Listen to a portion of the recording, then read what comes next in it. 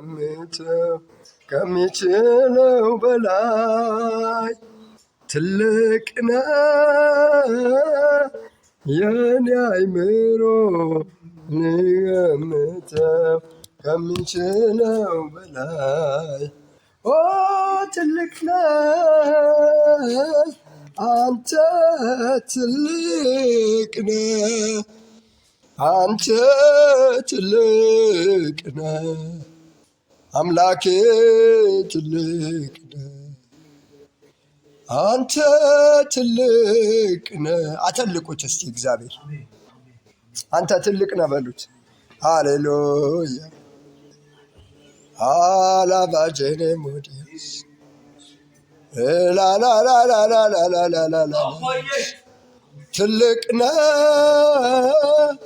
የኔ አእምሮ ሊገምተው ከሚችለው በላይ ትልቅ ነህ የኔ አእምሮ ሊገምተው ከሚችለው በላይ ትልቅ ነህ የኔ አእምሮ ሊያስበው ከሚችለው በላይ ሃሌሉያ ትልቅ ነህ የኔ አእምሮ ሊረዳው ከሚችለው ትልቅ ነህ አንተ ትልቅ ነህ አንተ ትልቅ ነህ አምላኬ ትልቅ ነህ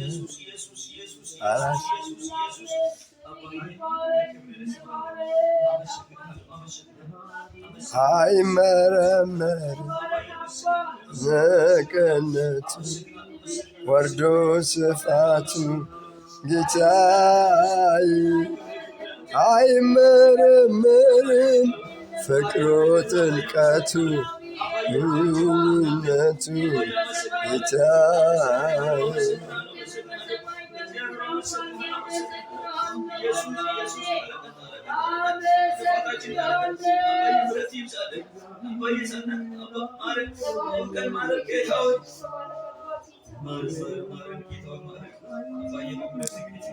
እግዚአብሔር ሆይ እናከብርሃለን።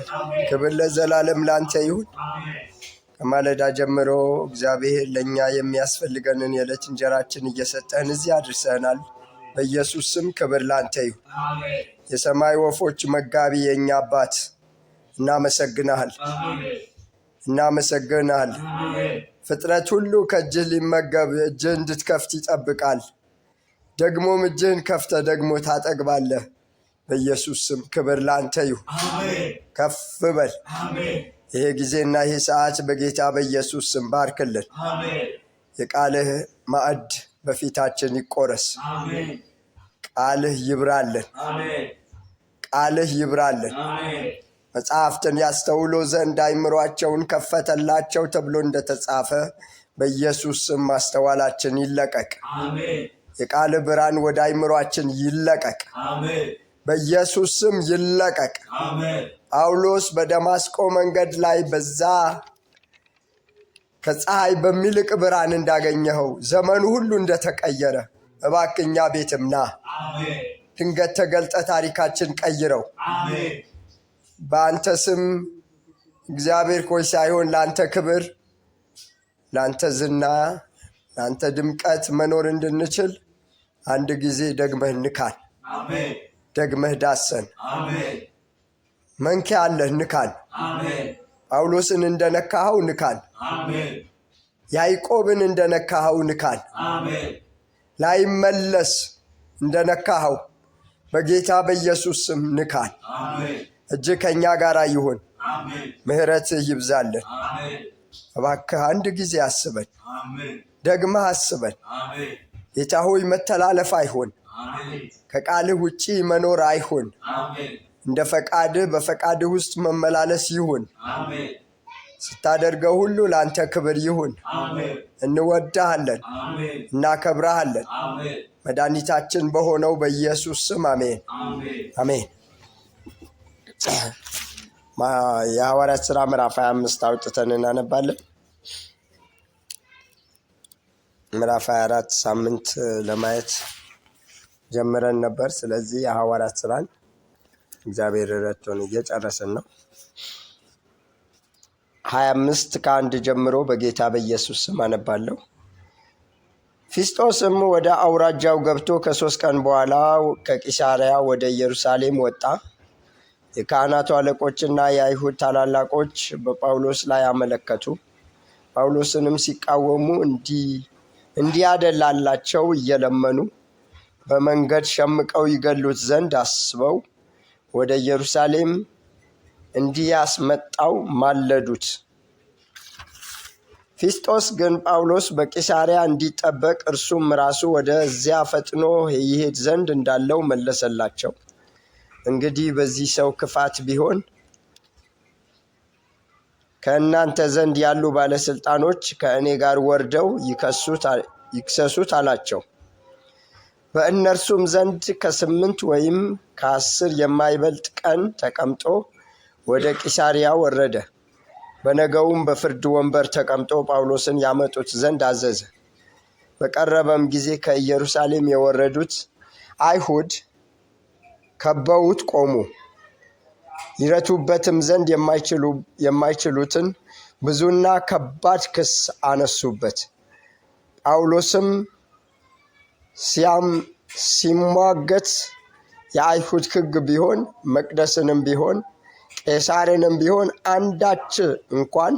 አንዳችስ እንኳን አልበደልኩም አለ። ፊስጦስ ግን አይሁድን ደስ ያሰኝ ዘንድ ወዶ ጳውሎስ ወደ ኢየሩሳሌም ወጥተህ ስለዚህ ነገር ከዚያ በፊቴ ትፋረድ ዘንድ ትወዳለህን ብሎ መለሰለት። ጳውሎስ ግን እፋረድ ዘንድ በሚገባኝ በቄሳር ፍርድ ወንበር ፊት ቆሜአለሁ። አንተው ደግሞ ፈጽመህ እንደምታውቀው በድዬ ወይም ሞት የሚገባውን ነገር አድርጌ እንደሆነ ከሞት ልዳን አልልም። እነዚህ የሚከሱኝ ክስ ከንቱ እንደሆነ ግን ለእነርሱ አሳልፎ ይሰጠኝ ዘንድ ማንም አይችልም። ወደ ቄሳር ይግባኝ ብያለሁ አለ። በዚያም ጊዜ ፊስጦስ ከአማካሪዎቹ ጋር ተማክሮ ወደ ቄሳር ይግባኝ ብለሃል፣ ወደ ቄሳር ትሄዳለህ ብሎ መለሰለት።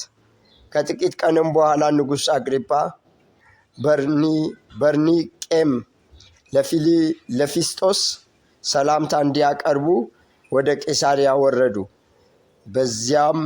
በዚያውም ብዙ ቀን ተቀምጠው ፊስጦስ የጳውሎስ ነገር ለንጉሡ እንዲህ ብሎ ገለጠ።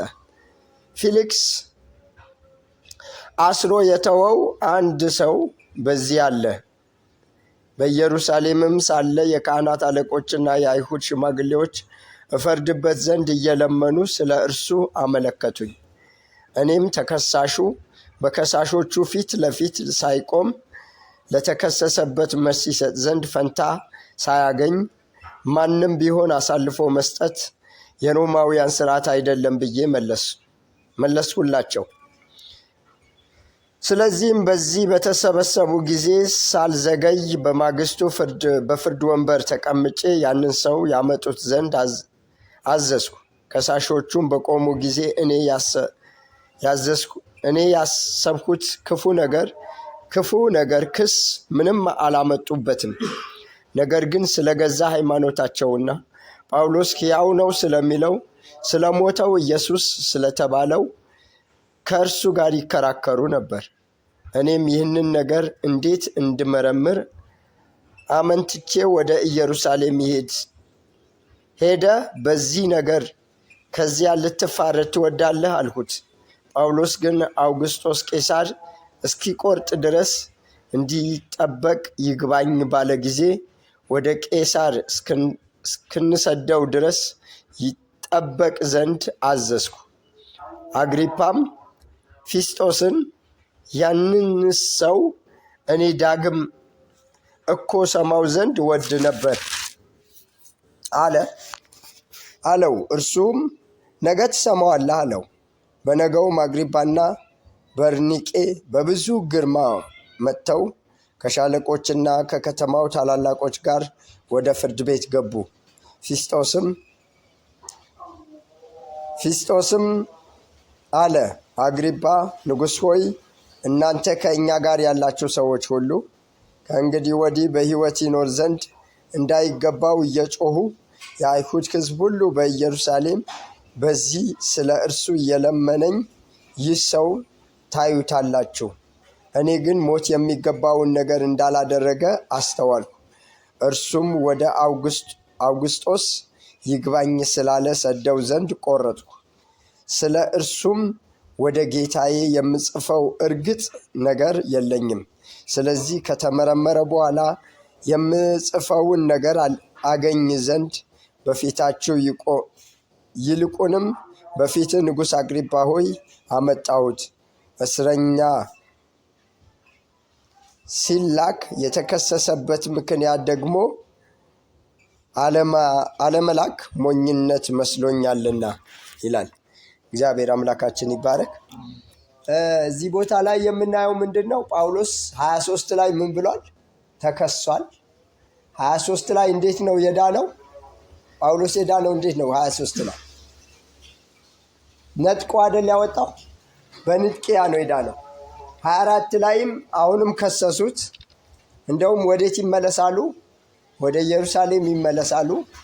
ጳውሎስ ግን የእግዚአብሔርን ቃል ብቻ ሳይሆን የሮማውያንም ሕግ ያቅ ስለነበረ ይግባኝ አለ። አንድ ሰው ይግባኝ ካለ ይግባኝ ወዳለበት የመሄድ ምን አለ? መብት አለው። ስለዚህ ወደዛ ላኩት። ወዴት? ወደ ቄሳሪያ ወይም ደግሞ ወደ ሮም እንዲላክ ባለበት ሁኔታ ነው። ድንገት ንጉሥ አግሪጳ ደግሞ እዛው ተገኘ ማለት ነው። ይህንን ሊጎበኝ በመጣበት ጊዜ እንዲህ አይነት ነገር አለ እኮ እኔ ጋር እኮ እንትና ትቶት የሄደ እስረኛ አለ እና ጳውሎስ ከዚህ በፊት ያውቀዋል፣ በታሪክ ያውቀዋል። ስለዚህ አሁን ደግሞ በአካል ሊያየው ጳውሎስን ምን አደረገ? ንጉሱ ጓጓ። ስለዚህ ነገ እጠራልሃለሁ አለ። ከብዙ ግርማ ጋር ጳውሎስን በእጀባ እነዚህ ነገስታት ደግሞ በብዙ ሻለቆች የከተማ ትልልቅ ሰዎች ባሉበት ተገኙ ማለት ነው። ስለዚህ እዚህ ቦታ ላይ የምናየው ምንድን ነው? አሁንም ሁለት ነገር ነው። አንደኛው ና ወደዚህ ወይም ውጭ ተጫወት፣ ፀሐይ ነው። በጳውሎስ ሕይወት ውስጥ የጳውሎስ ትልቁ ጉዳይ ምንድን ነው? የሐዋርያት ሥራ ስናይ የጳውሎስ ትልቁ ነገር ምንድን ነው? የሐዋርያት ሥራ ምዕራፍ 9 ነው። አይቻለሁ የሚለው ራእዩ ነው። ጳውሎስ ምንድን ነው ያየው? በነገስታት ፊት ምን ትሆናል? ምርጥ ዕቃ ትሆናለህ ተብሏል የሐዋርያት ሥራ 9 ላይ። ስለዚህ ጳውሎስ በደረሰበት ሁሉ ደግሞ የሚጠቅሰው የሐዋርያት ሥራ ምዕራፍ 9 ነው። እንዴት እንደመታኝ ነው ያውቃለሁ። ስለዚህ የንጉሱ ምት ከዚህ የሐዋርያት ሥራ 9 ላይ ከመታኝ እጅ ምን አይበልጥም እያለ ሁል ጊዜ የሚያነጻጽረው ጳውሎስ አሁን እንደተደረገ አድርጎ የሚያየው የሐዋርያት ሥራ ምዕራፍ 9 በደማስቆ ሜዳ ላይ የተደረገው ትዕይንት ነው። ጳውሎስ ምን የሚለው የሚታየው ወንጌል እንዲሰብክ ጉልበት የሚሆነው የሐዋርያት ሥራ ምዕራፍ 9 ነው። ምክንያቱም ምስክሬ ትሆናለህ ብሎታል። ስለዚህ ጳውሎስ እየመሰከረ ነው ያለው። አሁንም ምንም ነገስታት ግቦ ሲጠይቁት ምንድን ነው የሚሰጣቸው? ኢየሱስ። አለቆች ከእጅ መንሻ ሲፈልጉ ኢየሱስ። ለ2 ዓመት ነው የታሰረው ጳውሎስ ምንም ፍርድ ሳይሰጠው። ምን ፈልጎ? ሰውየው እጁ ፈልጎ ግቦ ፈልጎ ነበር እንትን ያለው። ጳውሎስ ግን ሁሉ ጊዜ የሚነግረው ምን ነበር? ኢየሱስ። ኢየሱስ በሉ እስቲ፣ ድገሙት እስቲ፣ ኢየሱስ። ድገሙት እስቲ፣ ኢየሱስ። ዛሬ ምን ይላል? ያድናል። ስለዚህ ጳውሎስ ይህንን እውነት ተሸክሞ የሐዋርያት ሥራን ምን እያለ ነው? እየገሰገሰ ነው። በጣም ብዙ አብያተ ክርስቲያን እየመሰረተ ነው። ታስሮ አብያተ ክርስቲያን እየተመሰረቱ ነው። ታውቃላችሁ? ታስሮ እኛ ተፈተን መመስረት አቅቶናል። እሱ ታስሮ እየመሰረተ ነው። ኢየሱስ ጌታ ነው። ኧረ አሜን። ስለዚህ ጳውሎስ ላይ የነበረው የወንጌል ጉልበት ዛሬም ምን ይላል? ይሰራል። አሜን። ዛሬም ይችላል። ዛሬም ምን አላለም? አልተለወጠም። ምክንያቱም ወንጌል ምን አይልም? አይለወጥም። ዘመናት ያልፋል፣ ወንጌል ግን ምን አይልም? አያልፍም። ኢየሱስ ክርስቶስ ጌታ ነው። ስለዚህ በጳውሎስ ሕይወት ውስጥ አንዱ የምናየው ነገር ይሄ ነው። አሁንም ክስ ላይ ነው ጳውሎስ። አሁንም የት ነው የሚቆመው? ፍርድ ቤት ነው። አሁንም ፍርድ ቤት ነው። ይመላለሳል ፍርድ ቤት በአጃቢ ታጅቦ። እሱ ብቻው፣ እነሱ እልፍ ናቸው። ጳውሎስ ለመግደል እንኳን አንበላም አንጠጣም ያሉ ስንት ሰዎች ናቸው ብለናል?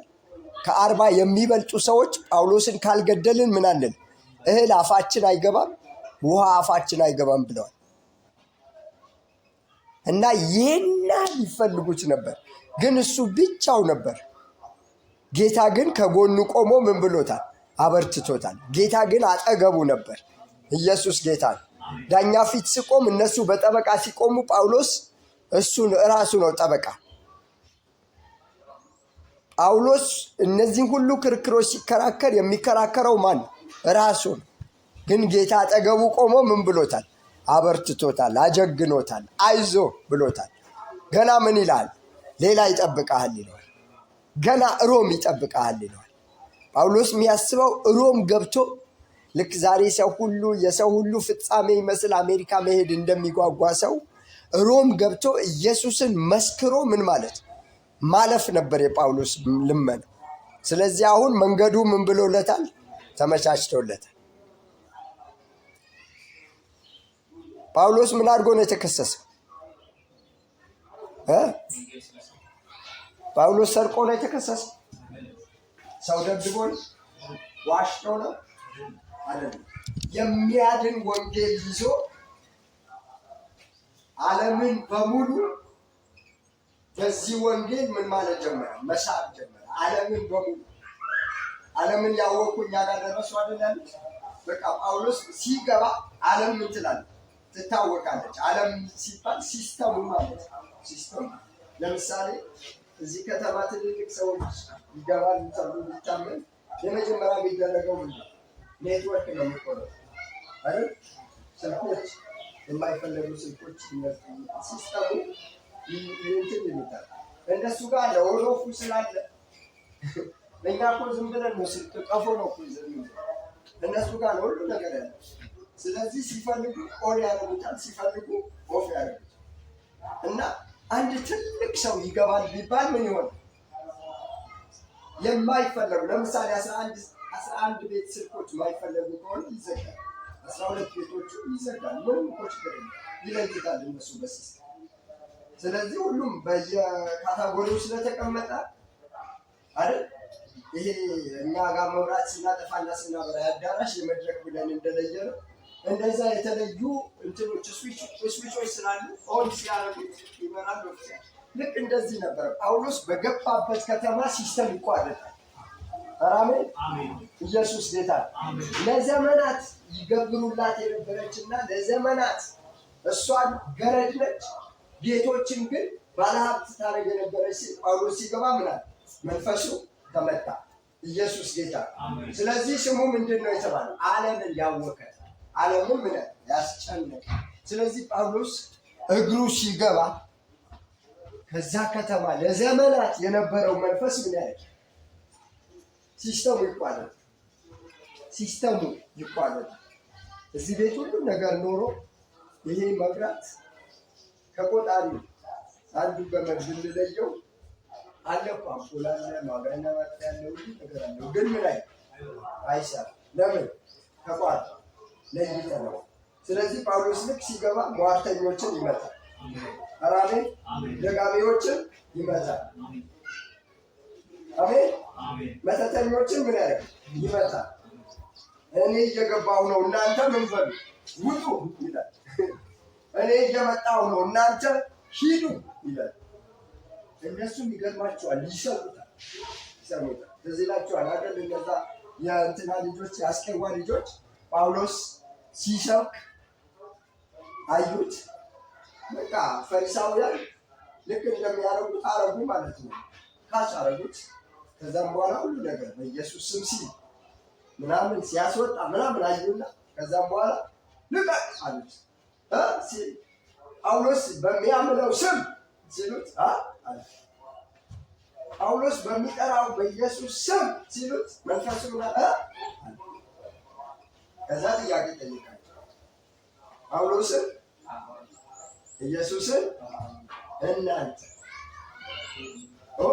እናንተ የማወገን የለም ሊስታችሁ የለም እዚህ መዝገብ ላይ እናንተ ምን አላላችሁ አልተመዘገባችሁም። ስለዚህ ከኛ እውቅና ውጪ ናችሁ ማለት የኛው ናችሁ ነው በሌላ ግልባጭ። ስለዚህ ልክ እንደዚህ እያላቸው ጳውሎስ በገባበት አይሁድ ይተብትበው የያዙት የኛ ነው ያሉት ነገር በሙሉ ምን እያለ እየለየ እየፈታ ራሜ እየነጠለ ኢየሱስ ጌታ ነው። የሚድኑትን ደግሞ ወደ መንግስቱ ምን እያለ እየጨመረ አብያተ ክርስቲያን ኤፌሶን ሲደርስ እየተተከለ፣ ቆሮንቶስ ሲደርስ እየተተከለ፣ ቆላሲያስ ሲደርስ በቃ ፊልጵስ ደረሰ፣ አብያተ ክርስቲያን ይተከላል። ቤተ ክርስቲያን አይደለም አብያተ ክርስቲያን። አብያተ ክርስቲያን ማለት የከተማው አብያተ ክርስቲያን ሲባል ትልቅ ይሄ ከተማ ውስጥ ያሉ ቤተ ክርስቲያኖች ማለት ነው። ስለዚህ ጳውሎስ አንድ ከተማ ሲገባ ቸርች አይደለም ይተክለው አብያተ ክርስቲያን ይተክላል። ኢየሱስ ጌታ። ስለዚህ ጳውሎስ እንደው ሳምንት ተነጋግረናል አይደል? ምንድነው ያሉት? በሽታ ስሙ ራሱ ስሙ ሲሰጡት ጳውሎስ ይሄ በሽታ ነው፣ የእኛ በሽታ ሆኗል። የአይሁድ ሕዝብ በሽታ ሆኗል። አይሁድ ሕዝብ በደረሰበት ይህ ሰውዬ ምናችን በሽታ ይገኛል። አረ አሜን አሜን። ወጣ በቃ ጳውሎስ ምን አለ? ተነጥሎ ወጣ ከመካከላቸው። ከዛም በኋላ ልክ እየመታ በሽታ እየሆነ በሽታቸውን እየነቀለ በሽታ እንዳሉት በሽታቸውን እየነቀለ ሰዎቹ ነፃ እየወጡ የሰዎቹ ቀንበር እየተሰበረ ጳውሎስ ብዙ ሄደ። ብዙ ሲሄድ ደስ አላላቸው። ስለዚህ ምን ከፈቱበት? ክስ ቻርጅ፣ የክስ ፋይል ከፈቱበት። የከፈቱበት የክስ ፋይል ምንድን ነው? ካህናትን፣ ቤተ መቅደስን፣ ምኩራብን ምን ብሏል? ሰድቧል። ብቻ ሳይሆን ቄሳርንም ሰድቧል። በነገራችሁ ላይ ኢየሱስም የተከሰሰው እንደዚህ ነው። ኢየሱስ የተከሰሰው ምንድን ነው? አንዴ ኢየሱስ ክርስቶስ ተከሷል። ኢየሱስ ግብር እንዳይከፈል ብሏል ብሎ ለቄሳር ነገሩበት። ሲነግሩበት ብር ይዘሃል አለው። አዎ ሲለው አምጣው ሲላል ብሩ አምጣት ሲለው አመጣት። ብሩ ሲያመጣት ምስሏ የማነች? ኢየሱስ በጣም እኮ ምስሏ የማነች ሲል ምንድን ነው? የቄሳር። ስለዚህ የቄሳርን ለቄሳር፣ የእግዚአብሔርን ለእግዚአብሔር፣ የቄሳርን ለቄሳር። ብሩ የቄሳር ነው፣ እናንተ እግዚአብሔር ናችሁ። አፕሊኬሽን አሜን። ብሩ በምስሉ የሰራው ማን ነው? ቄሳር። እነሱስ በምስሉ የሰራቸው ራሱ እግዚአብሔር ነው። ስለዚህ የቄሳርን ለቄሳር ስትል አታነካሉ፣ የእግዚአብሔርን ደግሞ ለእግዚአብሔር አስገባል። እነሱ የማሆነዋል የጣዖት ሆነዋል። እነሱ የተለያየ ነገር ሆነዋል። ስለዚህ እናንተም ገቢ ሁኑ፣ የቄሳርን ገቢ አስገቡ እና ሚሉት ያጡት ለምን ሊከሱት ነው ያመጡት? እሳቸው ዜሮ ሆኖባቸው ምንም አይነት ተጨባጭ ነገር የሌለው ሆኖባቸው ተመለሱ ይለናል። ስለዚህ አሁንም ጌታ ኢየሱስ ክርስቶስ በተከሰሰበት ክስ ጳውሎስም ምን ብሏል? ተከሷል። ቄሳር እንትን ብሏል። የቄሳር ነገር ጥሩ አይደለም። ከቄሳር ጋር ያለው ግንኙነት ቄሳርን ምን አይልም፣ አይወድም። ስለዚህ ከቄሳር ጋር ያለው ግንኙነት ጥሩ አይደለም እያሉ ነው የከሰሱት። ሌላው ደግሞ አይሁዳውያንን ምን ብሏል? አይሁዳውያንን በሽታ ሆኗል። የአይሁድ በሽታ ነው ጳውሎስ። ስለዚህ የነሱ ኢንቴንሽናል ፖይንታቸው የነሱ የመጨረሻ ግባቸው ጳውሎስን ምን ማለት መግደል፣ ክሱ ጋር ሳይደርስ መግደል ነው የነሱ ዓላማ። ግን እግዚአብሔር ደግሞ ምን ያደርጋል? ደርሶ ይታደጋል። እስቲ አሜን በሉ። እግዚአብሔር ደርሶ ይታደጋል። ኧረ አሜን።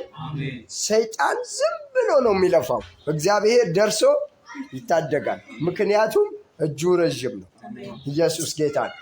እኛ እጅ እንዘረጋለን። የእግዚአብሔር እጅ ሳይዘረጋ የተዘረጋ ነው። ኢየሱስ ክርስቶስ ጌታ ነው።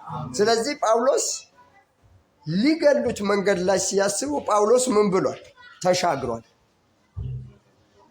አሜን።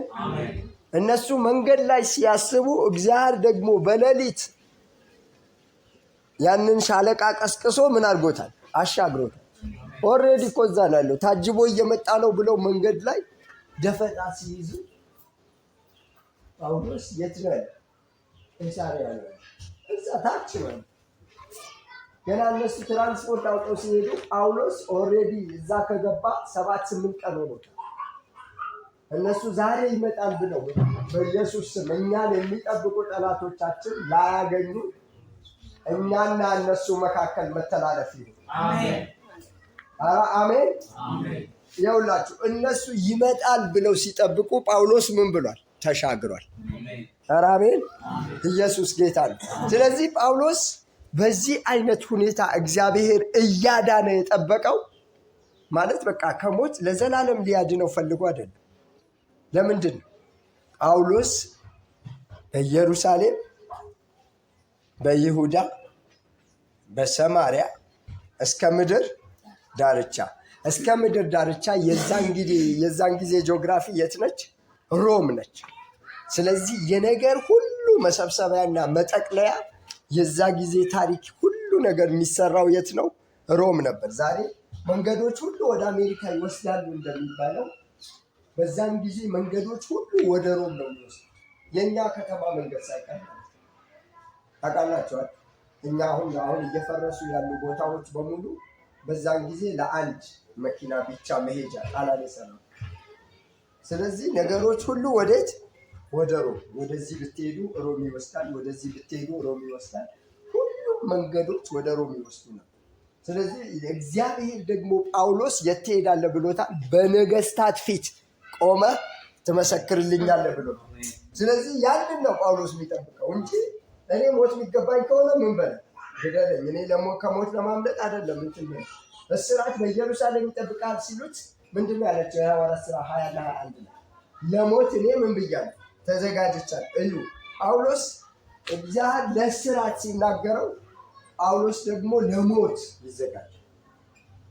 እስቲ ጌታ ሆይ በሕይወቴ ላይ ያሰብከው እንዲፈጸም አልፌ መሄድ እንድችል ጸጋህም ይብዛልኝ።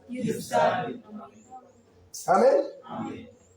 እስራት ይጠብቃል ሲባል ቀበቶውን እየፈቱ ይሄ ሰው በኢየሩሳሌም እስራት ይጠብቀዋል ሲባል ኧረ ሆዴን አታባቡ። እኔ ለምን ተዘጋጃለሁ?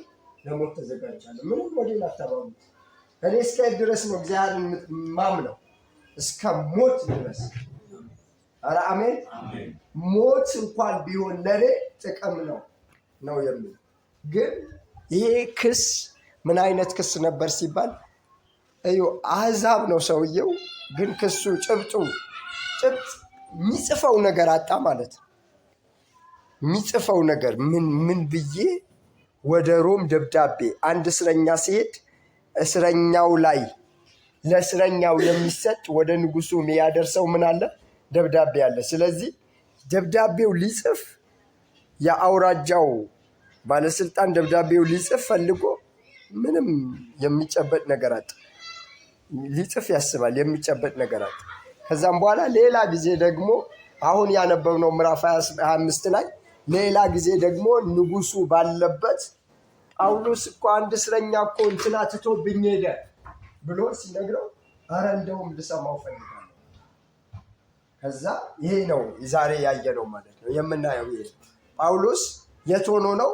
ንጉሱ ፊት ሆኖ ነገስታት እያሉ ራሱን ምን ያደርጋል? እንደውም እናንተ ባላችሁበት መገኘቴ እንደተመረቀ ሰው ይሰማኛል ይላቸዋል። ምክንያቱም ክሱ ስላላለቀ 26 ላይ ስለሚቀጥል። ስለዚህ እንደተመረቀ ሰው በጣም ነው ደስ ያለኝ ንጉሥ ሆይ አንተን ስላየው ብሎ የሚናገረው ነገር ሳምንት እናየዋለን። ምንድን ነው የሚለው? እኔ እኮ አምላክ ነኝ አላልኩም፣ ግን አምላክን የማመልክ ነው። እነሱ አያመልኩም ነው የሚለው ክሱ ሲገለብጥባቸው። እኔ እውነተኛውን አምላክ አመልካለሁ፣ እነሱ እውነተኛውን አምላክ ብላይ አያመልኩም፣ አምልኮን አፋልሰዋል እያለ ነው የሚከሳቸው። የአምልኮ መበላሸት ገጥሟል። ስለዚህ ይስተካከል ነው የጳውሎስ ክስ። የእነሱ ክስ አይሁድን በሽተኛ ነው። ለአይሁድ ጳውሎስ ምንድን ነው? በሽታ። ምዕራፍ 24 ጳውሎስ የአይሁድ በሽታ እና አይሁዳውያኑ ጳውሎስ ሲያዩት እንደ በሽታ ነው የሚያዩት፣ እንደ በሽታ ነው የሚያዩት። ስለዚህ ጳውሎስ በሽታ ምንድን ነው ታውቃላችሁ? ስጋት ነው። በሽታ ስጋት ነው። አንዳንድ በሽታዎች አሏል ዓለም አቀፍ ስያሜ ያላቸው ቀን ሁሉ የተሰየመላቸው በሽታዎች አሉ። የኤችአይቪ ኤድስ ቀን ወርልድ ዋይድ በሽታው እና ጳውሎስ ልክ እንደዚህ ነው የሆነባቸው፣ ቫይረስ ነው የሆነባቸው። ጳውሎስ በቃ የነካው ሰው በሙሉ ምን ይላል? ይለከፋል። ስለዚህ ለአይሁድ ጳውሎስ በጣም እንትን ነው ማለት 10 ሜትር ርቀውት እንኳን አያምኑትም። ጳውሎስ በትንፋሽ ሁሉ ይሄ በሽታ ያስተላለፈባቸው እስኪመስላቸው ድረስ ጳውሎስን ምን ያደረጉት? እንትን ያደረጉት የአይሁድ በሽታ። እስኪ ጌታ ሆይ በሕይወቴ ላይ አንተን ካመን አይቀር ሁል ጊዜ በኢየሱስ ስም የተለየ ሰው ሁሉ የሚያውቀው ማንነት እንዲኖረኝ እለምንሃለሁ። አሜን። በቃ ጳውሎስ ምን ብሏል? ተለይቷል። ስለዚህ እንደ ምንድን ነው የሚያዩት? እንደ በሽታ ነው የሚያዩት። ጳውሎስን የነካ በሙሉ ቫይረሱ ምን ይልበታል? ይተላለፍበታል። ንጉሱ ትዝ ይላቸዋል። አንድ ጊዜ ሰበከውና ምን አለው? አንተ በጥቂቱ ክርስቲያን ልታደርገኝ ትፈልጋለህ? ማለት እየነገረው ሰውየው ምን ሆነ? ክርስቲያን እና አይታወቀውም። ሰውየው እየገባ ልክ እንደንትን እየገባበት መጨረሻ ላይ በጥቂቱ ክርስቲያን ልታደርገኝ ትፈልጋለህ ሲለው ጳውሎስ አዎ አለውና ከእስራቴ በስተቀር እንደኔ እንድትሆን እመኝልሃለሁ አለ። ማንንም እኮ ነው ጳውሎስ የማይፈራው። ማንም ተራ ወታደር ጀነራል ለጳውሎስ ያው ነው። አሜን። ጦር የያዘ መድፍ የያዘ ለጳውሎስ ያው ነው። እንደውም እነሱ ሲያይብስበት እንደውም አተኳኮሱን ያሻሽላል። ኢየሱስ ጌታ ነው። ኤፌሶን ምዕራፍ 6 እንደጻፈልን ማለት ነው። አንድ የሮም ወታደር እኮ አጠገቡ ቆሞ ጫማ የወንጌል ጫማ ተጫሙ ይላል። ቀበቶውን አየና ቀበቶ ሰሩ ያረገው አየና የእምነት ጋሻ አንሱ አለ። ወታደሩ እያየ እኮ ነው የሚጽፍ። እቺ ነገር እንደዚህ ነች እንዴ? የደረት ቁር ይላል እንደዚህ ነው እንዴ እያለ የወታደሩ ልብስ እያየው ምን አረገው? ወዲያው መንፈሳዊ ያረገው። ይሄ ሁሉ የማን ቃል? የእግዚአብሔር ቃል ነው ብሎ ሲሰበስበው እናያለን። ስለዚህ ጳውሎስ ጀነራሎች ሲያይ እንደው ትምህርት ይመጣለታል። በጌታና በኃይሉ ችሎት የበረታችሁ ነው በቀረውስ ይላል ስትሉት፣ በቀረውስ በጌታና በኃይሉ ችሎት ምን በሉ? በርቱ። ኔክስት ስቴፕ አለ ይላቸው። ውጊያችን ከደምና ከስጋ ጋር እያየ እነሱ ደሙን ነው ጳውሎስን ነው የሚፈልጉት፣ ስጋውን ነው የሚፈልጉት። እሱስ አልፎ ከነሱ ጀርባ ነው የሚመጣው። ልክ ሮም ፊልጵስዩስ ሲገባ ልክ ያቺ ገረድ እንደመታ በገረዷ የሚሰራ የነበረውን ያ የሟርተኝነት መንፈስ እንደመታ ጌቶቹን ባለጠጋ ታደርግ የነበረውን መንፈስ ልክ ሲያ አያሌ ቀን ሰላም ለእናንተ ይሁን ትላቸዋለች። ሲገባ ሲወጣ ሰላም ለእናንተ ይሁን ትላቸዋለች። አሜን። እንዴት አይነት ሰው አክባሪ ነች ይላል። ጳውሎስ ግን ምን ይላል መጽሐፍ ቅዱሳችን? መንፈሱ ተበሳጨበት የሚል ቃል አድርጓቸው። መንፈሱ ተበሳጨበት እና ደስ አይለው። በትህትና ነው ሴትዮዋ የምታወራው። እሱ ጋር ሲደርስ ግን ተገልብጦ ነው የሚሰማው እና ዞር ብሎ ጳውሎስ እየሄደ የነበረውን ዞር ብሎ በጌታ በኢየሱስ ስም አዛለሁ ውጣ ሲለው ትላንት ጌቶች ያለችን ሴትዮዋ እናንተ እኮ ራሱ መገመት ትችላላችሁ። ጌታ ባረክ የእግዚአብሔር ሰው እንደነሱ ያለ መልካም መንገድ የሚያሳይ ሌላ የለም እኮ ነው ያለች። ተከተሏቸው እኮ ነው ያለች። እና በጣም አስመሳይ ነው መንፈሱ። እና እንደነ ጳውሎስ አይነት የግልጠት ስፒሪት ካልመጣ በስተቀር እንዲህ አይነት ሰዎች ቸርችን ያምሳሉ። ግን በቃ አንድ ቀን ግን ጳውሎስ እንደ ወትሮ ሲሄድ መንፈስ ቅዱስ ቆም አለ። ዞር ብሎ ውጣ ሲለው እስቲ አስቡት፣ እንደው በቃ ቆም ብላችሁ አስቡት። ሴትዮ ያለችው እዚህ የከተማው ባላባቶች ማን ነገራቸው? ቴሌግራም የለ፣ ፌስቡክ የለ፣ ቲክቶክ የለ፣ ዛሬ ኢንስታግራም የለ፣ ምንም ዩቲዩብ የለ። ዛሬ እንደ ዛሬ ማን ነው የነገራቸው? ስፒሪቱ ኢሚዲየትሊ እዚህ ሲመታ እዛም ተመታ። አሜን። የትርፋቸው ማግኛ እንደወጣ ባወቁ ጊዜ እኮ ነው ጳውሎስን የጎተቱት፣ ጳውሎስን የመቱት፣ ጳውሎስና ሲላስ የገረፏቸው። የትርፋቸው በቃ ወጣ። እስቲ ወጣ በጌታ በኢየሱስ ስም ይውጣ። ከተማይቱን የያዙ ይውጡ። ምድሪቱን የያዙ በኢየሱስ ስም ይውጡ። ትርፋቸው ወጣባቸው። ልክ ሲወጣባቸው ነው እነሱ ቆም ብለው ሲያስቡት መሄጃ ስለሌለን ከዚህ በኋላ ምን ይሻለናል ነው ያሉት። የሚሻለው አንድ ነገር ነው፣ እነ ጳውሎስን ማንገላታት። እግዚአብሔር ግን ሌላ ስራ አለው። በሉ እስቲ ድገሙት እስቲ። እግዚአብሔር ግን ሌላ ስራ አለው። አሜን። ኢየሱስ ጌታ። ሰርቀን አንታሰር እንጂ በወንጌል ከታሰርን ሌላ ስራ አለው። ኢየሱስ ጌታ። እዛ ሌላ አለ። አሜን። ለዘመናት ብዙ እስረኞች የያዘ ወህኒ መሰረቱ ሊናጋ እግዚአብሔር ከዘመናት በፊት ምን ብሏል? አስቧል። ስለዚህ ሌላ ስራ አለ። የእስር ቤቱ አለቃ ከነ ቤተሰቡ ሊድን እግዚአብሔር ምን ብሏል? ቀን ቀጥሯል። ያ አገባብ ደግሞ እነ ጳውሎስ እስር ቤት ካልገቡ እንዲህ ሊሆን ምን አይችልም። እግዚአብሔር መንገዱ እንዲህም ነው እንደዚህ ነው። አንዳንድ ጊዜ የእግዚአብሔር ፈቃድ እንደዚህ ነው እንዴ እስክትሉ ድረስ ግራ ይገባቸዋል። ግን በቃ እንደዛ ነው። ኢየሱስ ጌታ ነው። አሜን። እኛ ወንዶች ሲሉን ነው፣ እኛ ወንዶች ሚስቶቻችን ሲሉን ነው የምንሰማው። እነሱ ግን ያው በተግባር ያውቁታል። እና እኔ ሚስቴ መጀመሪያ ልጅ ከመውለዷ በፊት ብዙም ልምድ ያው የለንም መጀመሪያ ስለሆነ እና ምንድን ነው ታውቃላችሁ አይደል? ምግብ ገና እንትን ሲባል ምን ይላታል ትላለች። በጌታ በኢየሱስ ስም እላለሁ።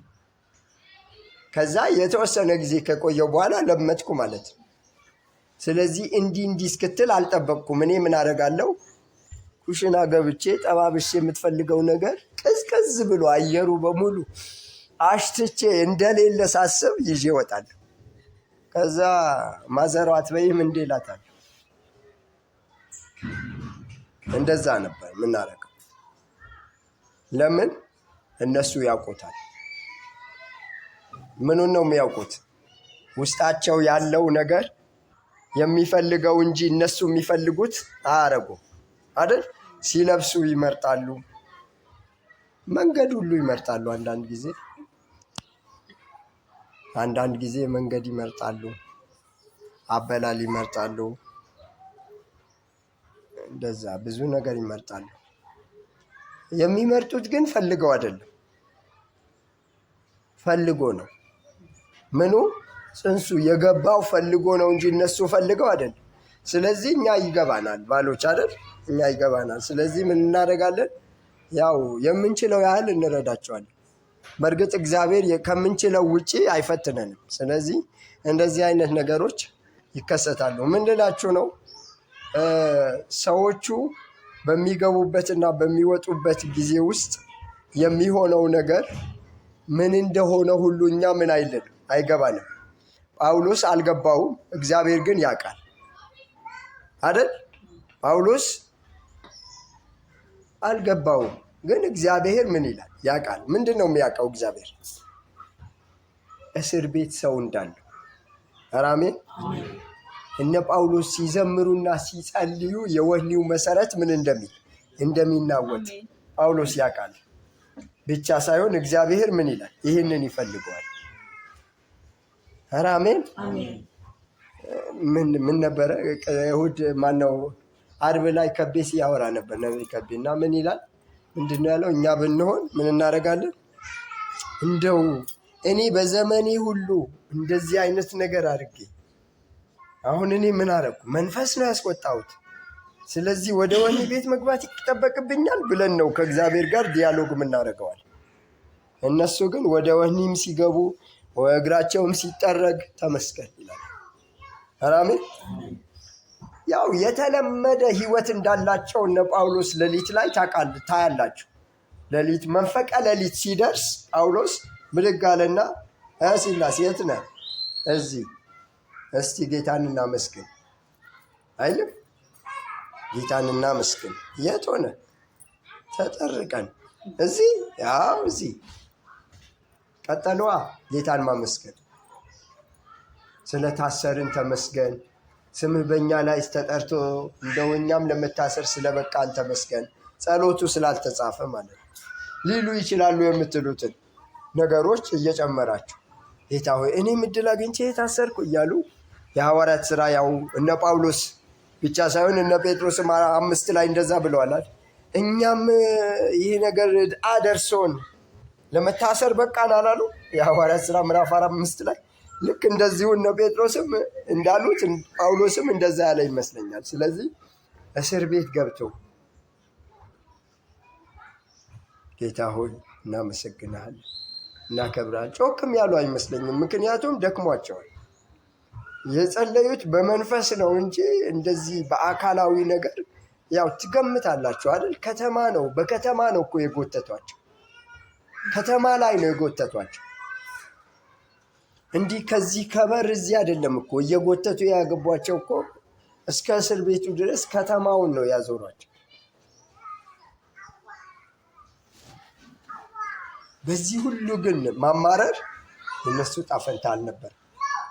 ጌታ ሆይ በሉ በሕይወቴ ላይ በሚገጥመኝ እኔ በማላውቀው አንተ ግን በምታውቀው በዛ ጉዳይ አንተን ማመስገን፣ በጉዳዩ ላይ መዘመር አስተምረኝ።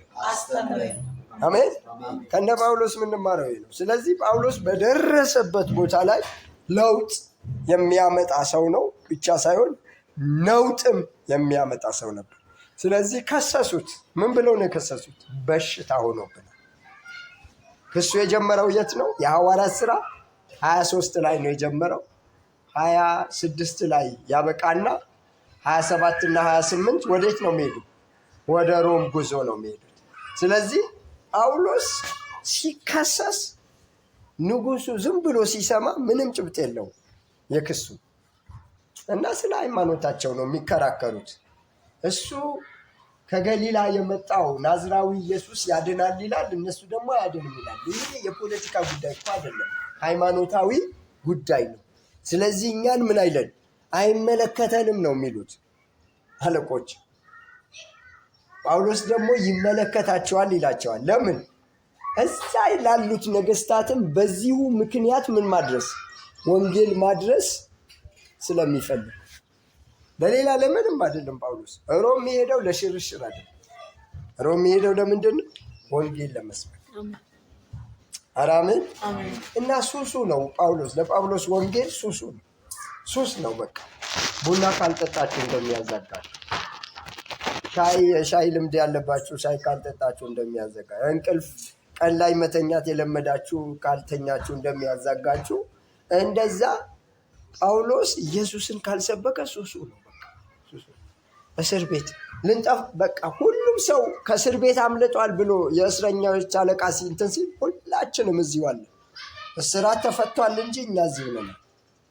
እስራት ተፈቶ የሚፈለገው ምንድን ነው? ማምለጥ አይደል? እነ ጳውሎስ ግን ማንም ሰው ምን እንዳይወጣ። ይሄ ነገር ማን ነበር ያደረገው? ኤልሳ ነው አይደል ያደረገው? የሶሪያ ሰራዊት ወደ ኤልሳ ጋር መጥተው በመጡ ጊዜ ምንድን ነበር ያደረገው? ኤልሳ አንድ ሰው እዛ ሶሪያ ሆኖ እስራኤል ሶሪያ በአይሮፕላን ብቻ ነው የሚኬደው እንጂ በእግር ሁሉ እኮ አይኬድም የመንገዱ ርቀት። ግን እነሱ ኤልሳ እቤቱ ሆኖ እልፍኙ ሆኖ እዛ የሚደረገው ነገር በማጉሊያ መነጽር ያያል፣ በመንፈስ ቅዱስ መነጽር ያያል። ሲዶልት ጊያዛው የእንትና ረዳት ነው የኤልሳ እኮ የእሱ ረዳት። ታሪኩ ግን ያለው የት ነው? ከሶሪያ ነው አይደል? የሶሪያ ሰራዊት እኛ መካከል ሰው አለ አይደል ያለው? እኛ መካከል ምን አለ? ሰው አለ። ይሄ ሰው አውጡልኝ ሲል ኧረ እንደዚህ አይደለም፣ እኛ መካከል ሳይሆን እስራኤል ሆኖ ነው ያንተን ጉድ የሚያደርገው። አይናችን እግዚአብሔር ይክፈት። ኧረ አሜን። አይናችን እግዚአብሔር ይክፈት። ምክንያቱም በቃ ያያል ነገ ገና ንጉሱ ሲያቅድ እዚህ ደግሞ ካንስል ያደርጋል። ኧረ አሜን። እዛ ሆኖ ንጉሱ እስራኤልን ሰማርያን እንዲያርግ በታትኛት አፈራርሻት ሲል ኤልሳ ንጉሱ በዚህ በኩል ሊመጣ አቅዷል፣ ስለዚህ አንተ በዛ በኩል ወርደህ ጨርሳቸው ይለዋል። በዚህ ጊዜ ነበረ ንጉሱ ወደ ሌላችሁ የፈለኩት ጋር የመጣው። ንጉሱ በቃ እስኪ ሰራዊት አንድ ሰው ለዛው ምስኪን አንድ ኤልሳ ለመያዝ የሶሪያ ሰራዊት ሰረገሎች፣ ፈረሰኞች ምን ብለው ተልከው ወደ ጊያዝ ጠዋት ሲወጣ ክብርና አንተ እግዚአብሔር እያለ ወጥተው ሲያ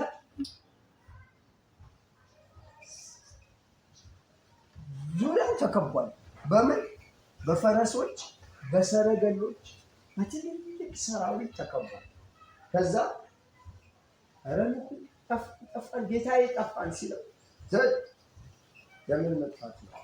ስለ መጥፋት እንዳታወራ።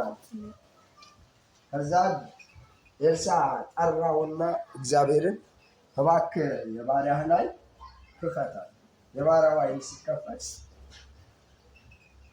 ሰራዊቱን ትቶ ከሰራዊቱ ባሻገር ተራራ ላይ የእሳት ፈረሶች፣ አሜን በሉስ፣ የእሳት ሰረገሎች፣ አሜን። እናንተ እግረኛ ሲያባረራችሁ እግዚአብሔር ፈረሰኛ ነው የሚልከው። ኢየሱስ ጌታ ነው። ስለዚህ ምን አለ? ይዞራል እንጂ አይችልም። አሜን። አይችልም።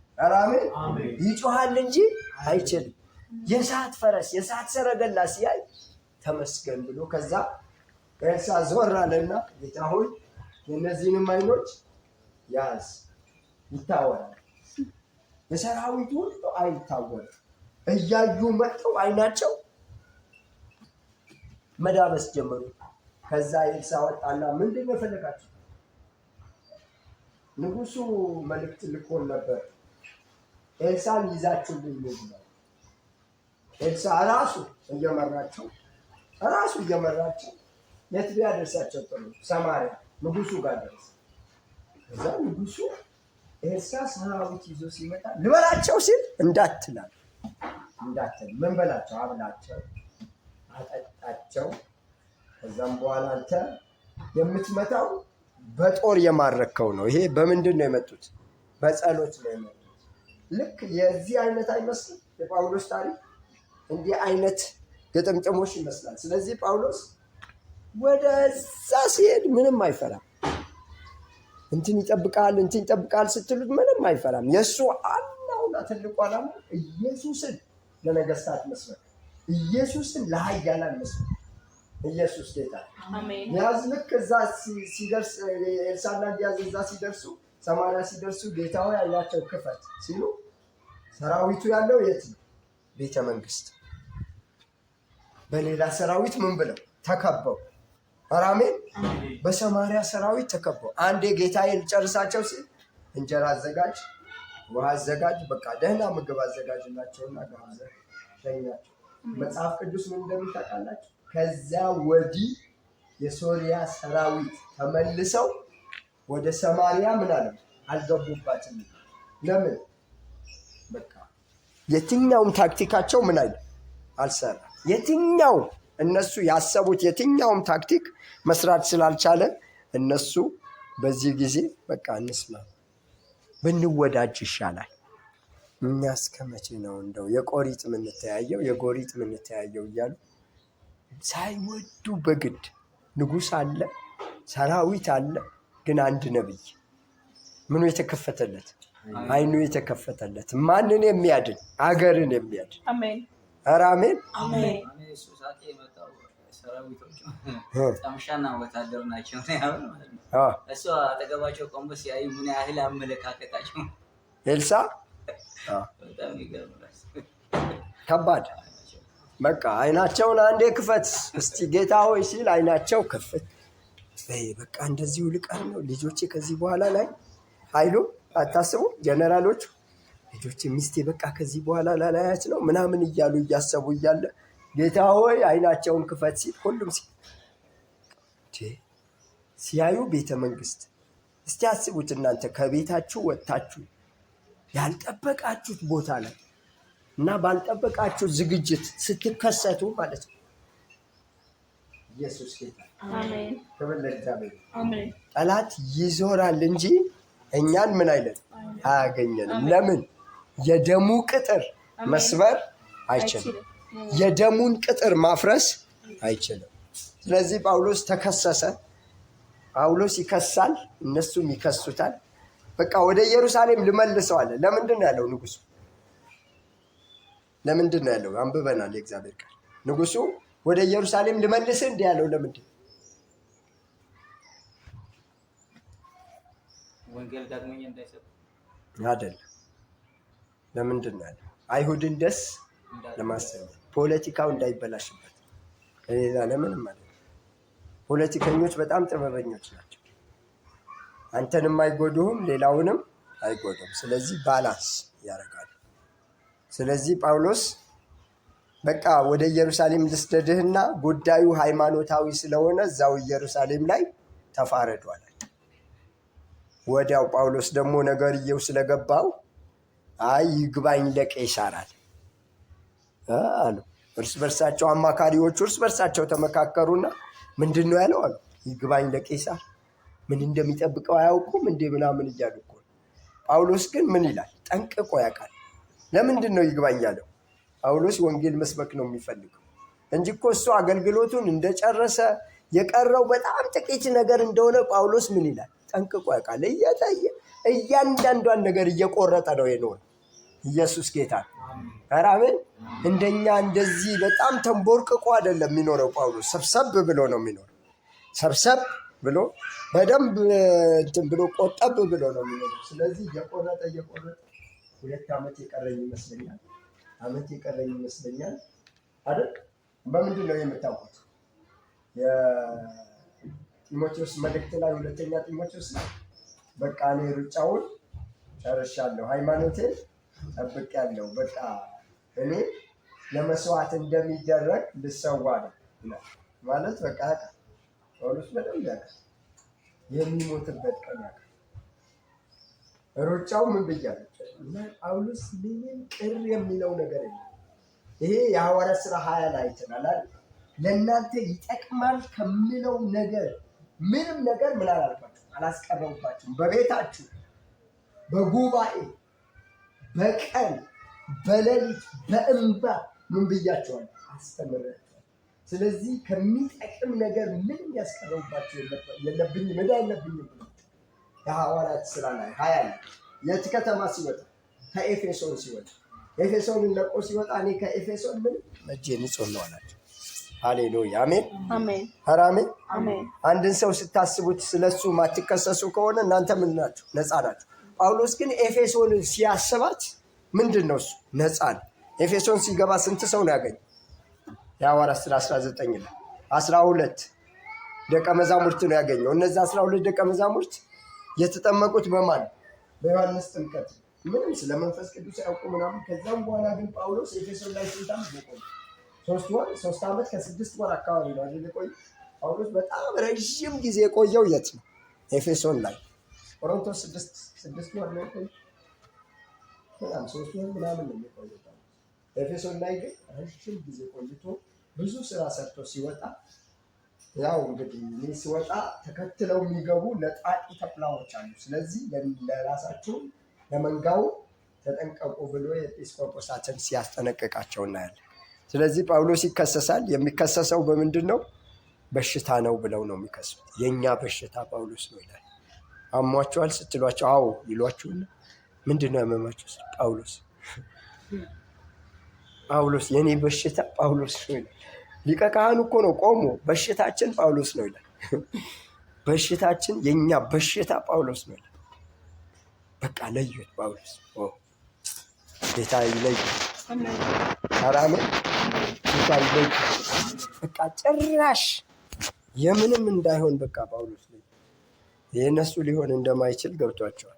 ስለዚህ ጳውሎስ እስከዚህ ድረስ ባለባቸው ጉዳዮች ላይ እየተናገረ ያለው ነገር ምንድን ነው ስትሉ፣ በክሱ ምክንያት የሚደርስበት የትኛውም ነገር ለእግዚአብሔር ክብር፣ ለቅዱሳን ደግሞ በረከት ነው የሚያውለው።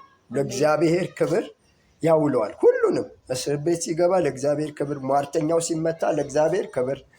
አሜን። ኢየሱስ ሲደምቅ ጳውሎስ ደስ ይለዋል። ኢየሱስ ከፍ ሲል ጳውሎስ ደስ ይለዋል። ደስ የማይል ምንድን ነው ስትሉት፣ ኢየሱስ ሲደበዝዝ ደስ አይለው። ይሄ የት ላይ ጽፎታል? መልእክቱ ላይ ገላትያ ላይ ጽፎታል። እውነት ኢየሱስን ስዬው ነበር፣ እንደ ሰዓሊ ሸራ ላይ ወጥሮ እንደሚስለው ስዕል ኢየሱስን እናንተ ላይ ስዬ ነበር።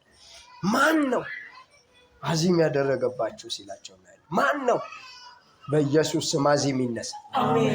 በኢየሱስ ስም ይነሳ። ቤተ ክርስቲያን ላይ፣ ትውልድ ላይ፣ ምድር ላይ ክርስትናን ያቀለለ አዚም፣ ክርስትናን ባዶ ኦና ያደረገ አዚም በኢየሱስ ስም ይመታ። አይደል? ኢየሱስ እኮ ታውቃላችሁ የምትመነዝሩት ሀብት ነው። ኢየሱስ የሚመነዘር ሀብት ነው። ፓኬጅ ነው ኢየሱስ። ጌታ ይባረክ። ማለት ለምንም ነገር ኢየሱስ ብትመነዝሩት ምንዛሪው ይሰራል። ዴት ላይኑ ምን አይልም፣ አያልፍም የትም። የዩኤስ ዶላር ብትሉ፣ ካናዳ ዶላር ብትሉ፣ የሆነ ብር እኮ የሆነ ሀገር አይሰራም። ኢየሱስ ግን የትም ሰብስቲቲዩት ብታደርጉት፣ የትም ውስጥ ብትጨምሩት ኢየሱስ ምን ይላል? ይሰራል። አሜን። አራሜስ ኢየሱስ ይሰራል።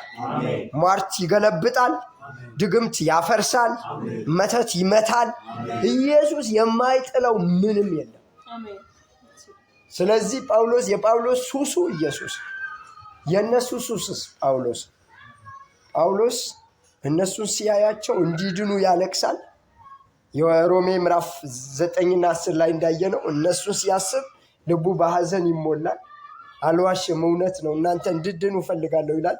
እነሱስ ጳውሎስን ሲያዩት እንግደለው፣ እናጥፋው ነው የሚሉት። በቃ ሲተኙ ሁሉ የሚያልሙት ግን ጳውሎስ ሲሞት፣ ሲነሱ ሁሉ እንዴት አድርገው ሹት እንደሚያልሙት።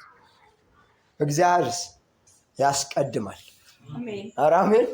ያሻግራል። አሜን። እግዚአብሔር ምን ያደርጋል? ያሻግራል። እንዴት እንደሚያሻግር አናውቅም፣ ግን ያሻግራል። በንስር ክንፍ ተሸክሞ ያሻግራል። ማንም እናንተ ያልጠበቃችሁት ጠላት ሁሉ ተጠቅሞ ያሻግራል። ኢየሱስ ጌታ ነው። ጳውሎስ ግቦ አይሰጠውም። ሌላውስ ግቦ ሊሰጠው ይችላል፣ ግን እሱም ቢሆን እንዳይቀበል አድርጎ እግዚአብሔር ምን ያደርጋል? ያሻግራል። እናንተ እኮ ራሳችሁን አታውቁም። የእውነት ራሳችን እኮ እኛ እናውቅ አይደል? እናውቃለን። በለዓም ምንድን ነው ያለው? በለዓም ሊረግም ሲሄድ ምንድን ነው ሳር በሬ ሳርን እንደሚጨርስ እየጨረሰ የመጣ ህዝብ እኮ ነው እኮ ያለው። ህዝቡ ሲያየው ሳር በሬ እንዴት ነው ሳር የሚጨርሰው? እየጨረሰ እያጣራ እንደሚመጣ በሬ በቃ እኮ ከፊታቸው የነበሩትን ነገስታት በሙሉ ምን እያደረጉ ጸጥ እያደረጉ በድምፅ አልባ መሳሪያ ጸጥ እያደረጉ። እሺ እናንብብ፣ ይህንን ቃል እናንብብ እስቲ። ዘኍልቍ 23 ላይ ነው አይደል ያለው?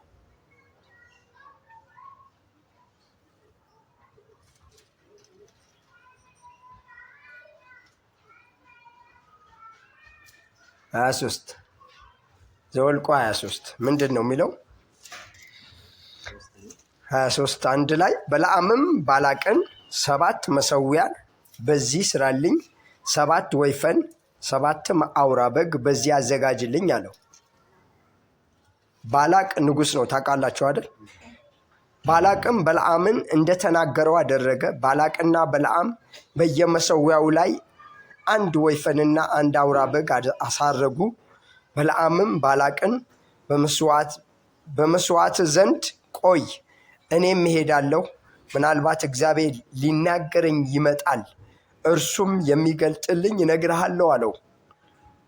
ወደ ጉብታም ሄደ። እግዚአብሔርም ከበለዓም ጋር ተገናኘ። አሜን። ከማን ጋር? ከበለዓም ጋር ተገናኘ፣ ከረጋሚው ጋር ተገናኘ። እግዚአብሔር ማን ይፈራል? ኢየሱስ ጌታ ነው። አሜን። እርሱም 7 መሠዊያ አዘጋጀው፣ በየመሠዊያውም ላይ 1 ወይፈንና 1 አውራ በግ አሳረግኩ አለው። እግዚአብሔርም ቃልን በበለዓም አፍ አደረገ። ወደ ባላቅም ተመለስ እንዲህም በለው አለው። ስሙት።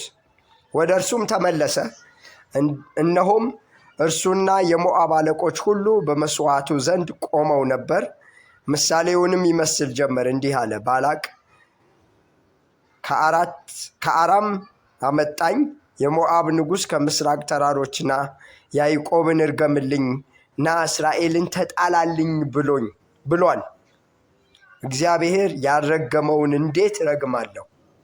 አሜን። እግዚአብሔር ያልተጣላው እንዴት እጣላለሁ? ተከፍሎት እኮ ነው። አንቺ ዶላር እኮ ነው የተከፈለው፣ ዩሮ ነው፣ ፓውንድ ነው የተከፈለው።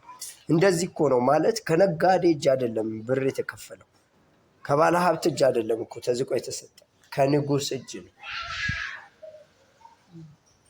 ማለት። በቃ ቢዝቅ የማያልቅበት አካውንት ውስጥ ነው የገባው ሰውዬው። ግን እግዚአብሔር ያልረገመው እንዴት እረግማለሁ? እግዚአብሔር ያልተጣላውስ እንዴት እጣላለሁ? በአምባዎች ራስ ላይ ሆኜ አየዋለሁ፣ በኮረብቶቹም ላይ ሆኜ እመለከተዋለሁ። እነሆ ብቻው የሚቀመጥ ሕዝብ ነው፣ በአሕዛብ መካከል አይቆጠርም። ፖራ ባሻ ካላባስ። አሜን። የያዕቆብ ትቢያ ማን ይቆጥራል? የእስራኤልስ አርቦ ማን ይቆጥራል? የጻድቃንን ሞት እኔ ልሙት፣ ፍጻሜ እንደ እነርሱ ፍጻሜ ትሁን። ይቅርብኝ ብርህ ነው። በቃ ይሄ ነገር ሀሳብ ቀይር ያለው ነው። ዳይቨርት ሆነ። አሜን። በለዓም ይዞት መጥቶ ባላቅ ይዞት መጥቶ በለዓምን፣ እግዚአብሔር ግን ባላምን ተጠቀመ። ባላቅም በለዓምን ያደረክብኝ ምንድን ነው?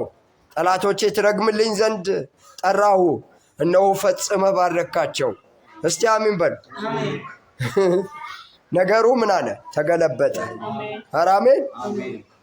እርግማን በምን? በበረከት ተገለበጠ። ባረካቸው አለው። እርሱም መልሶ በውኑ እግዚአብሔር በአፌ ያደረገው እናገር ዘንድ አልጠነቀቅምን አለው። ባላቅም በዚያ ሆነ ታያቸው ዘንድ እባክህ ከእኔ ጋር ወደ ሌላ ቦታ ና፣ ዳርቻቸውን ብቻ ታያለህ፣ ሁሉንም ግን አታይም። በዚያም ሆነ እነርሱን እርገምልኝ አለው። ወደ ጾፊምም ሜዳ ወደ ፈስጋ ተራራ ራስ ላይ ወሰደው። 7 መሠዊያዎችም ሠራ። በየመሠዊያውም ላይ 1 ወይፈን 1 አውራ በግ አሳረገ። ባላቅንም እኔ ወደዚህ ለመገናኘት ሲሄድ በዚህ በመስዋዕቱ ዘንድ ቆይ አለው። እግዚአብሔርም በለዓምን ተናገረኝ፣ ቃልህንም በአፉ አድርጎ ወደ ባላቅ ተመለስ፣ እንዲህም በለው አለው። ወደ እርሱም መጣ፣ እነሆም እርሱም ከእርሱ ጋርም የሞዓብ አለቆች በመስዋዕቱ ዘንድ ቆመው ነበር። ባላቅም እግዚአብሔር የተናገረው ምንድን ነው? ተናገር አለው። ምሳሌውንም ይመስል ጀመር። ይህ ሰውዬ በምሳሌ ነው የጨመረው። ረጋሚ ነው ግን በምሳሌ በቴክኒካል በሆነ ነገር ነው። ቀደም ፖለቲከኞች እንትን ይላሉ አላልኳችሁም ነበር? ሚዛናዊ ናቸው አላልኳችሁ? ማለት እነሱ እንትናቸውን ጌማቸው ማጣት ስለማይፈልጉ እሱንም አይጎዱም እሱም። ስለዚህ 50-50 ነው እነሱ የሚጫወቱት። ስለዚህ ምን አለ ሲለው ባላቅ ሆይ ተነሳ፣ ስማ፣ የሴፎር ልጅ ሆይ አድምጠኝ። ሐሰትን ይናገር ዘንድ እግዚአብሔር ሰው አይደለም። አሜን። ይጸጸትም ዘንድ የሰው ልጅ አይደለም። እርሱ ያለውን አያደርግምን? የተናገረውንስ አይፈጽምምን? እነሆ ለመባረክ ትእዛዝን ተቀብያለሁ። እስቲ አሜን በሉ። ምን ለማለት? ለመባረክ። የተቀጠረው ለምንድን ነው? ለመርገም ነው። እግዚአብሔር ግን አፉ ላይ ምን አስቀመጠ? በረከት አስቀመጠ። እግዚአብሔር ይመስገን። መልሰው ዘንድ አልችልም። በያዕቆብ ላይ ክፋትን አልተመለከትኩም፣ በእስራኤል ላይ ጠማማነትን አላየሁም። አሜን። አምላኩ እግዚአብሔር ከሱ ጋር ነው። የንጉሥ እልልታ በመካከላቸው አለ። እግዚአብሔር ከግብፅ አውጥቷቸዋል። ጉልበቱ አንድ ቀንድ እንዳለው ነው። በያዕቆብ ላይ አስማት የለም። አሜን። በያዕቆብ ላይ ምን የለም? አስማት የለም። በእስራኤል ላይ ሟርት የለም። በጊዜው ስለ ያዕቆብና ስለ እስራኤል እግዚአብሔር ምን አደረገ ይባላል። ሃሌሉያ! ኢየሱስ ጌታ ነው። ስለዚህ እነዚህ አይሁዶች ጳውሎስን ብዙ ሲያንገላቱት፣ ብዙ ሲሉት፣ ነገሩ ግን ለጳውሎስ ምን እየሆነለት? ወደ በረከት እየተቀየረለት፣ ወደሚፈልገው አቅጣጫ እየወሰደው ነው። ምንም እንኳን በክስ ተይዞ ጳውሎስ ወደ ሮም ቢሄድም እግዚአብሔር ግን ምን ብሎት ነበር?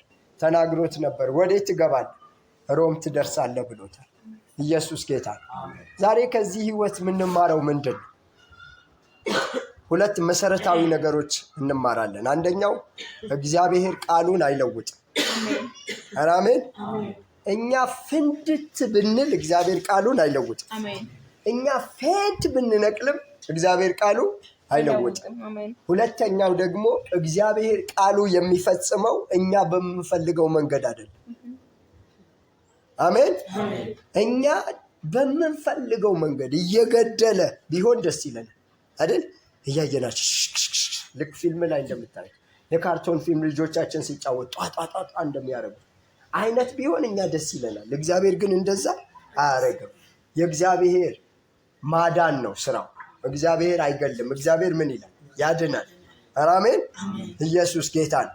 ስለዚህ ሁለተኛ የምናየው ነገር እግዚአብሔር እኛ የምንፈልገው ነገር ቃሉ የሚፈጸምበት መንገድ አይከተልም። እግዚአብሔር የሚከተለው ቅድም እንዳልኳችሁ እህቶቻችን ሲያረግዙ ልክ ጽንሱ እንደሚመራቸው ጽንሱ በዚህ ጋር ውጡ፣ በዚህ ጋር እንደዚህ ተኙ ይመርጥላቸዋል። እናንተ እንዲህ እንትን በሉ በቃ አስጠላኝ ይሏቸዋል ሲፈልጉ። በቃ እንደዛ ነው። ሲገባባችሁ እንደዛ ነው። አሜን። ሲገባን እንደዛ ነው።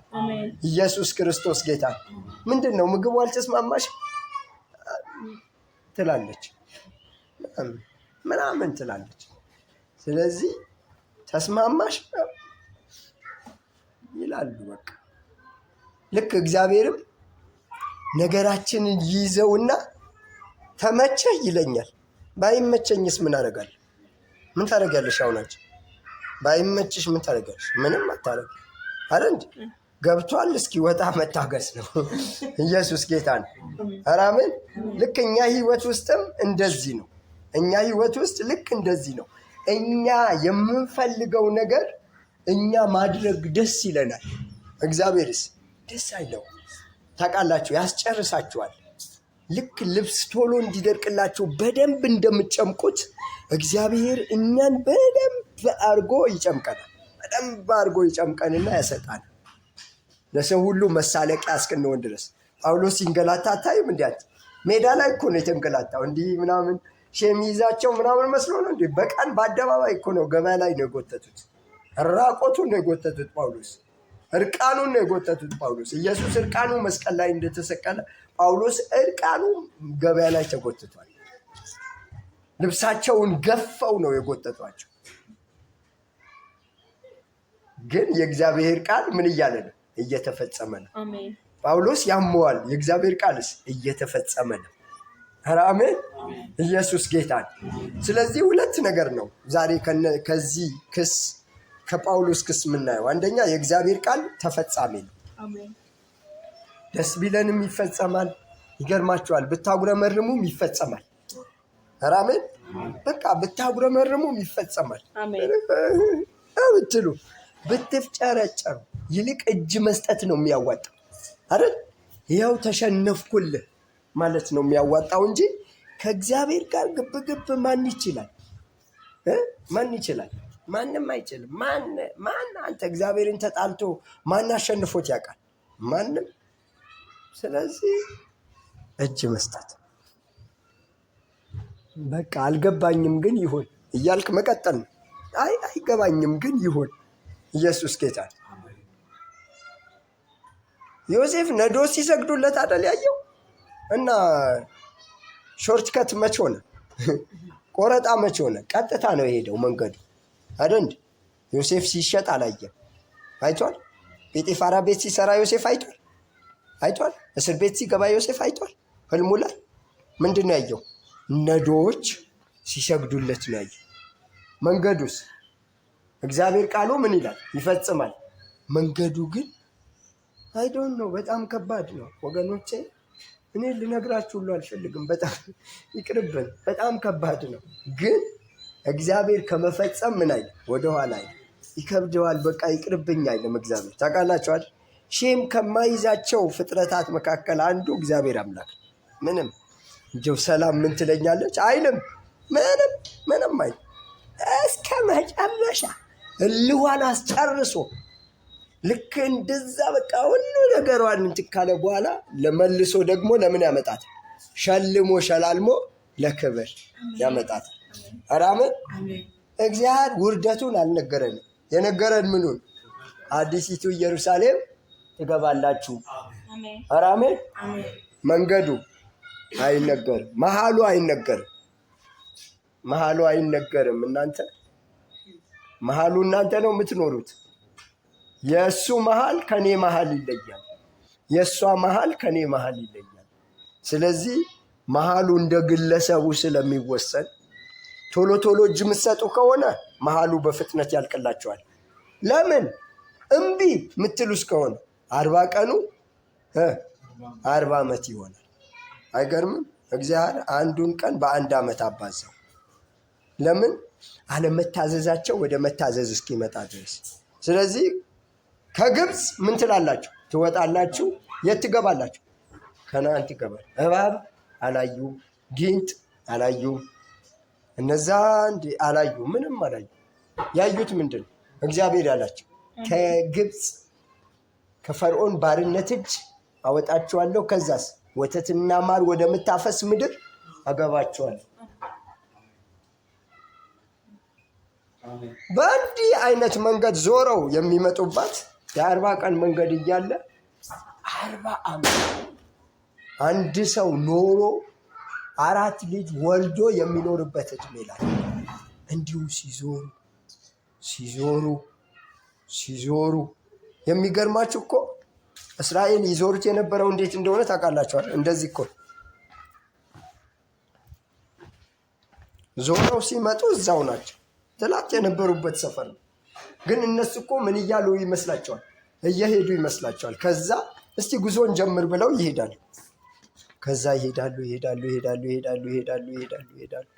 የት ደረስን ሲሉ እዛው ናቸው።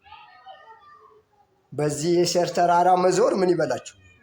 ተራራው ነው የሚዞሩት። እነሱ እየሄዱ ይመስላቸዋል።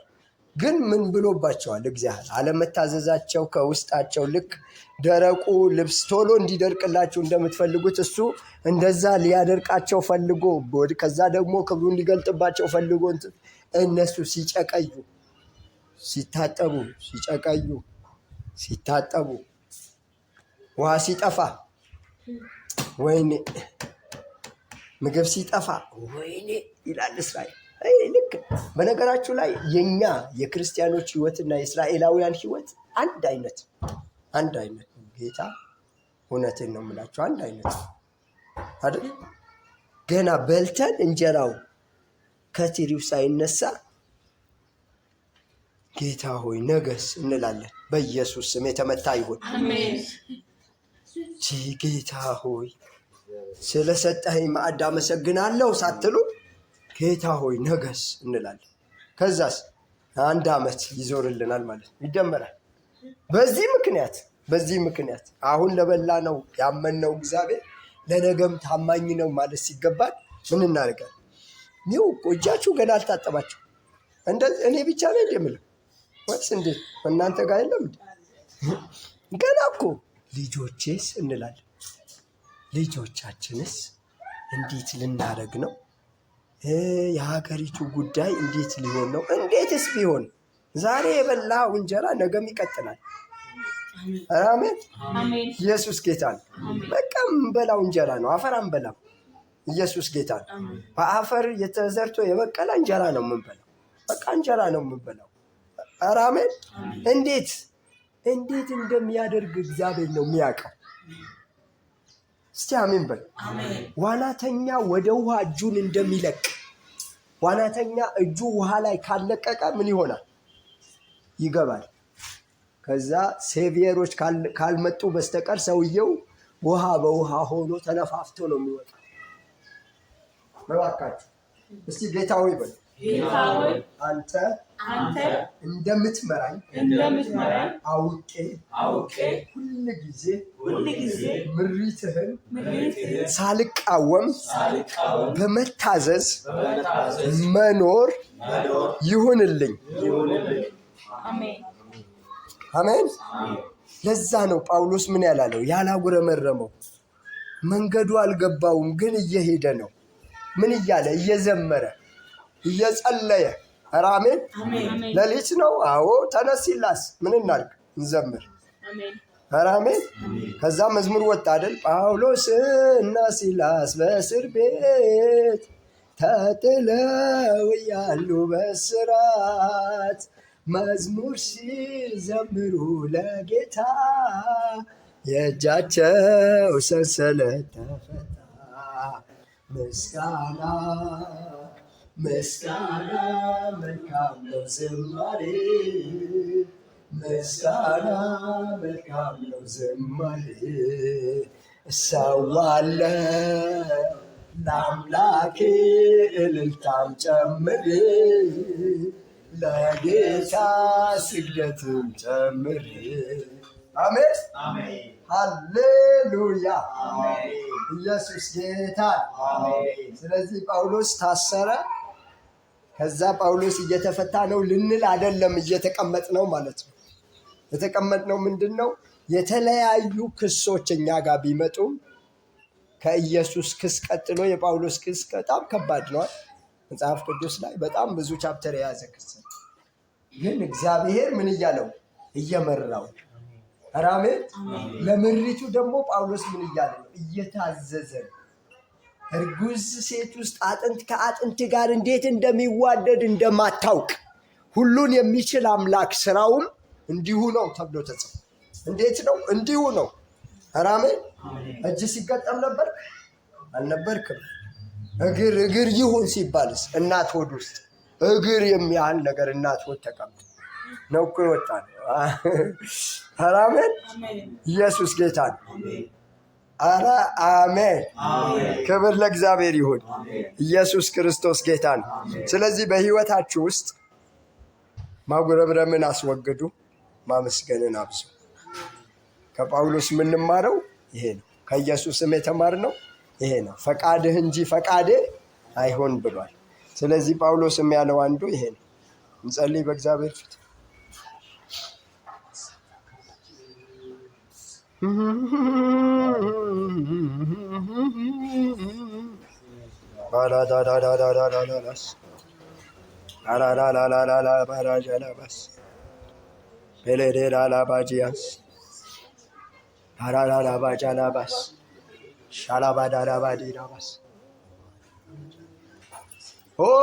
ክብር ላንተ ይሁን። ስምህ ለዘላለም ይባረክ። እናመሰግንሃለን፣ እንባርክሃለን፣ ከፍ እናደርግሃለን። ጸልያለሁ በጌታ በኢየሱስ ስም። ጳውሎስ ውስጥ የነበረው ጀግንነት ውስጧ ይግባ። ጳውሎስ ውስጥ የነበረው ጀግንነት ውስጤ ይሙላ። ጳውሎስ ውስጥ የነበረው ያ እሳት በኢየሱስ ስም ውስጡ ይግባ። ጌታ ሆይ መኖራችን ካልቀረ ለተራ ነገር፣ ለተልካሻ ነገር በኢየሱስ ስም አታኑረን። በኢየሱስ ስም አታኑረን። እግዚአብሔር አምላክ ወዶ ዘማቾች ነን። በቃ ፈቅደን እጃችን ላንተ ሰጥተናል። ያኔ ጌታ ኢየሱስ እንደ ግል አዳኛችን ስንቀበልህ ዓለምን፣ ሰይጣንን፣ ኃጢአትን፣ ክፉ ስራውን ክደናል። ዛሬም ጨምረን እንክዳለን። ዛሬም ጨምረን አንተን እንቀበላለን፣ እንጋብዛሃለን፣ እንፈቅድልሃለን። ባይመቸንም እንፈቅድልሃለን፣ ደስ ባይለንም እንፈቅድልሃለን። ክብር ለዘላለም ላንተ ይሁን። ከፍ በል፣ ተመስገን። በጌታ በኢየሱስ ስም ይሄ ምሽት፣ ይሄ ቀን ማለዳ በኢየሱስ ስም በእህቶቼ ሕይወት፣ በወንድሞቼ ሕይወት ላይ ለበረከት ይሁን። ወደ ጸሎት ምራን፣ ወደ ቃልህ ምራን፣ ወደ ክብርህ ምራን። አንተን ናፋቂ አድርገን፣ አንተ ፈላጊ አድርገን። በኢየሱስ ስም አንተ ተራቢ፣ አንተ ተጠሚ አድርገን። ጌታ ሆይ ሰው እንጀራ እንደሚርበው እባክህ ረሃባችን አንተ ሁን። በኢየሱስ ስም አንተ ግባ። እንደገና አግኘን፣ እንደገና አግኘን። እስራታችን በጥስ፣ ቀንበራችን ስበር። የወህኒው መሰረት እንደተናወጠ፣ የሁሉም እስራት እንደተፈታ፣ ደጆች እንደተከፈቱ ዛሬ በጌታ በኢየሱስ ስም እኔ ጸልያለሁ።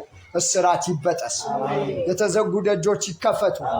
በኢየሱስ ስም የሁሉ እስራት ይፈታ፣ የሁሉም እስራት ይፈታ። ሕይወታችን፣ ዘመናችን፣ ቤታችን በኢየሱስ ስም ይፈታ፣ በኢየሱስ ስም ይፈታ። እንባ ይቀየር፣ ጩኸት ይቀየር። መቼም ነፃ ሆኖ አልላችሁ። እንባ ይቀየራል እንጂ እንባ አይጠፋም። አሜን። እንባ ይቀየራል እንጂ እንባ አይጠፋም። ይህንን በደንብ ወቁ። በቃ ተነቅሎልሃል የሚባል ነገር የለም፣ ይቀየራል። ኢየሱስ ጌታ ነው። በኢየሱስ ስም በቤቷ ላይ አዲስ ነገር ይሁን። በቤቱ ላይ አዲስ ነገር ይሁን። በቤቴ ላይ አዲስ ነገር ይሁን። እንግዳዬ እኔ ቤት ኑርበት፣ እኛ ቤት ኑር። ኢየሱስ እኛ ቤት ኑር። የቤታችን ድምቀት ሁን፣ የቤታችን ውበት ሁን። እባክህ ከኛ አትራቅ። ከስትንፋሳችን ይልቅ ቅረበን፣ ከምንተነፍሰው አየር ይልቅ ቅረበን። ሕይወታችን፣ ዘመናችን ውሰደው። እናመሰግንሃለን፣ እናከብረሃለን። በኢየሱስ ስም በመድኃኒታችን ብለን ጸለይን።